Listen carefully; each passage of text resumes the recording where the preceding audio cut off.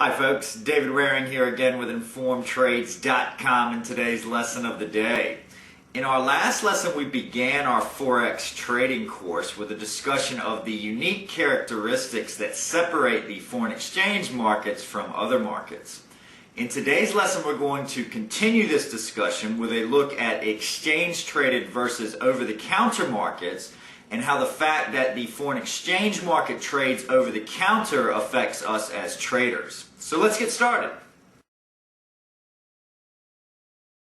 When trading stocks or futures, you normally do so via a centralized exchange such as the New York Stock Exchange or the Chicago Mercantile Exchange. In addition to providing a centralized place where all trades are conducted, exchanges such as these also play the key role of acting as a counterparty to all trades. What this means is that while you may be buying, for example, 100 shares of Google stock at the same time someone else is selling those shares, you do not buy those shares directly from the seller, but instead from the exchange. The fact that the exchange stands on the other side of all trades in an exchange-traded market is one of their key advantages, as this removes counterparty risk, or the chance that the person who you are trading with will default on their obligations relating to the trade. A second key advantage of exchange-traded markets is that all trades flow through one central place, so the price that is quoted for a particular instrument is always the same, regardless of the size or sophistication of the person or entity making the trade. This, in theory, should create a more level playing field, which can be an advantage to the smaller and less sophisticated trader.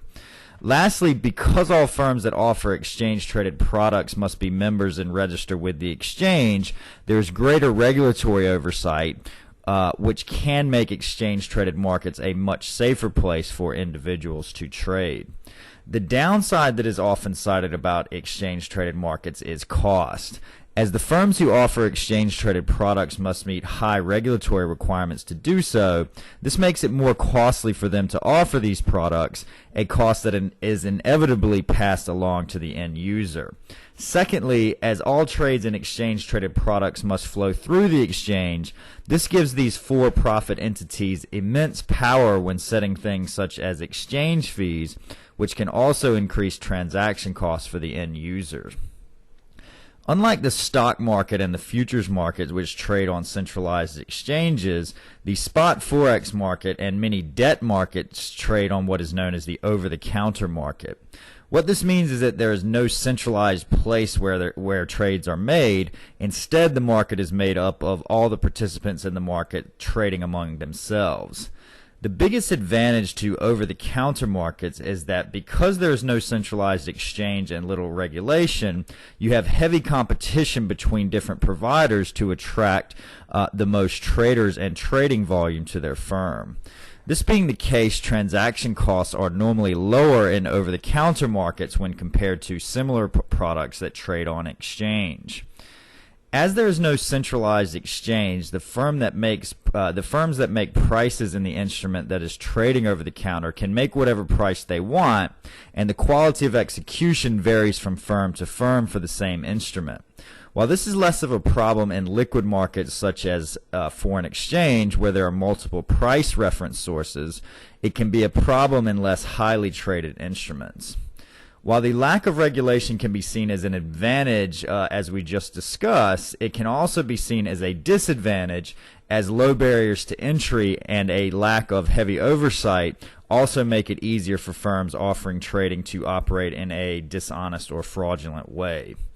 Lastly, as there is no centralized exchange, the firm that you trade with when you trade in an over-the-counter market like the foreign exchange market is the counterparty to your trade. So if something happens to that firm, you're in danger of losing not only the trades you've made, but also the account balance that you have deposited with that firm. It is for these reasons that there is so much focus among forex traders as to which firm to trade with special attention being paid to the financial stability of the firm and the quality of the execution they provide. As we proceed through this forex trading course, we will continue to gain a better understanding of the structure of the market, and traders should be well prepared after going through these lessons to make an informed decision for themselves on this issue. That's our lesson for today. In our next lesson, we're going to look at the structure of the foreign exchange market so we can gain a better understanding of who actually controls the market. So we hope to see you then. As always, if you have any questions or comments, please feel free to leave them in the comment section below. And good luck with your trading.